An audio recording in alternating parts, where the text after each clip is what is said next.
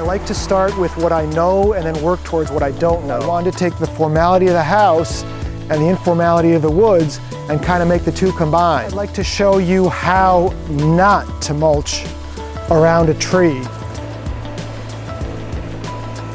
It's a step that I see very few landscapers doing. You want to make sure to have variation in your heights. Look at how lovely this is. We just cued the butterfly to come in. How you doing today, folks? Today I'm going to be renewal pruning the privet hedge behind me and kind of over my shoulder here too.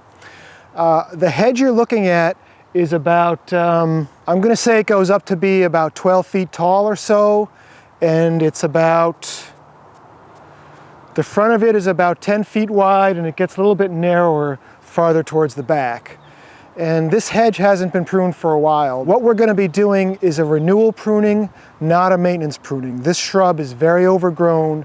My goals for this pruning job are going to be to get the shrub back to a size where it can kind of flush out again, and once it flushes out again, then we can prune it a little bit more to shape it and start more of a maintenance pruning program. First thing I'm going to do is I'm going to go through and cut out any saplings. There's a maple tree in here that's got to be about this big around. There's some yews. We'll cut all that stuff out. Then I'm going to go through and do kind of a rough pruning just to get things a little more under control in size. And then eventually we'll go back and we'll do more selective pruning to get the eventual height of this shrub to be, my target would be 5 to 6 feet, but I wouldn't be surprised if I end up a little bit taller. So here is a before shot of the hedge, and it starts right here, goes all the way down to over here-ish is where we're going to stop.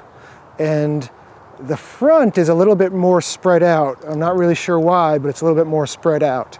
So if you take a look here, you can see right through there, there's a maple sapling which I want to get out. Most of the hedge is upright, but down here, most of it is kind of splitting off. So I'm curious to see what I do over here. Over here is fairly straightforward stuff. It's just an overgrown hedge. There's some vines in there. Looks like there's a giant bittersweet vine. This is called bittersweet, and this wraps around everything. So this will be nice to get out of there. Got some maple seedlings coming up down there. That's kind of cool, blood good maples. And then there's a yew. This is taxus. You see these growing in front of people's houses. This one must have self-sown and it's growing there. And that goes all the way up. It's actually taller than the hedge. There's an andromeda on the other side, which we might leave on the other side and just prune the part coming towards us. I'm not really sure whose andromeda that is, if it's this house or the neighbor. But here's the look, going back the other way.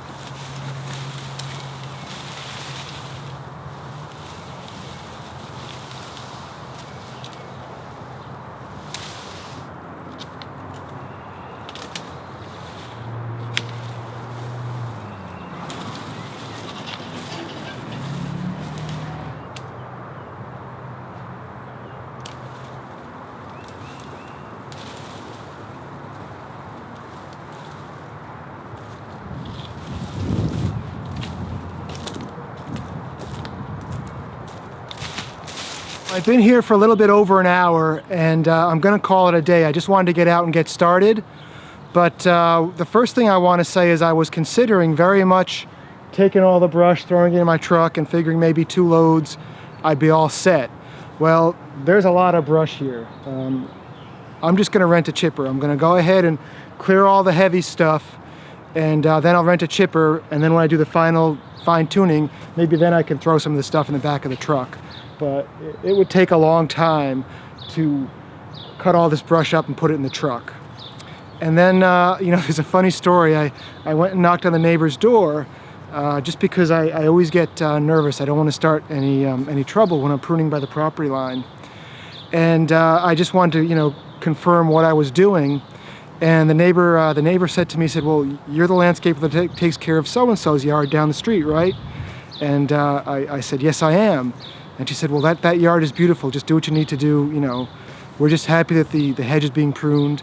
And, you know, we trust you. We know you know what you're doing. And it's very nice to get that kind of accolade from someone I never even met. So let me just show you what I got done in an hour, and then we'll call it a day. So I cut a lot of the bigger branches back. You can see there's the end. I did cut those ones that were really spreading out a lot. I'm going to come back on Monday with the chainsaw and I'll clip that down a bit. And then up here, I've just, you know, I try not to rush when I'm doing a major pruning job like this, because once you prune it, you can't go back and put it back. So I'm cutting everything a little bit farther than I would cut it, like a foot longer, in case any of the bark tears. And I'm just taking my time, working my way through, you know, not trying to set any records here. Up until about here, so from here forward, I started thinning, and I still need to take a lot off the tops. And then from here back, we still have to keep going. But just a little at a time, we'll get there. What I'd like to do now is show you some of the cuts I use. And first I'm going to show you how I cut just to get brush out, the rough cuts. And then later we'll go into the more detailed cuts. Behind me there's a Japanese maple. It's a green leaf Japanese maple. It's about 12 feet tall. And I want to get it out of the tree. So let me show you how I go ahead and do that.